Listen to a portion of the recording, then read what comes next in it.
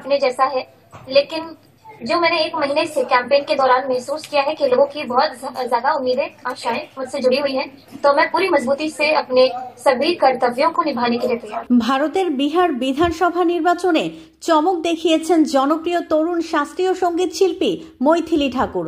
মাত্র 25 বছর বয়সে আলীনগর আসনে বিজেপির প্রার্থী হিসেবে জয়ী হয়ে তিনি হয়েছেন এই নির্বাচনের সবচেয়ে কম বয়সী বিধায়ক। একই সঙ্গে দেশের জেনজি প্রজন্মের প্রথম বিধায়ক হিসেবেও ইতিহাস গড়েছেন। আরজেডি প্রার্থী বিনোদ মিশ্রকে 11,000-এর বেশি ভোটে হারিয়ে বিজয়ের পর মৈথিলী বলেন, এটা তার কাছে স্বপ্নের মতো। মানুষ তাকে যে আস্থা দিয়েছে তার মর্যাদা রাখতে চান তিনি। এখন শুধু এলাকার উন্নয়ন নিয়ে ভাবছেন তিনি। अगर पार्टी का आदेश होगा कि तुमको अब इस जिम्मेदारी से हम इस जिम्मेदारी पर लेकर के जा रहे हैं, तो वो एक अलग बात है, लेकिन मेरे आंखों के सामने सिर्फ अलीनगर है और अलीनगर के लोग हैं। 2000 সালের 25 জুলাই বিহারের মধুবনীতে জন্ম মৈথিলীর। সঙ্গীত শিল্পী বাবা ও দাদার কাছ থেকে শাস্ত্রীয় ও লোকসঙ্গীতে হাতেখড়ি।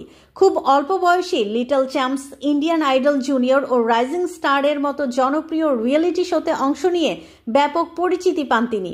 পরে সামাজিক মাধ্যমে শাস্ত্রীয় সঙ্গীত পরিবেশনা করে দেশ বিদেশে জনপ্রিয়তা অর্জন করেন। তার গাওয়া একাধিক গান প্রধানমন্ত্রী নরেন্দ্র মোদীকেও মুগ্ধ করেছে। নির্বাচনের কয়েক সপ্তাহ আগে বিজেপিতে যোগ দেন মৈথিলী ঠাকুর। যোগদানের সময় তিনি বলেছিলেন, প্রধানমন্ত্রী নরেন্দ্র মোদী ও মুখ্যমন্ত্রী নীতিশ কুমারের উন্নয়নমূলক কাজ তাকে অনুপ্রাণিত করেছে।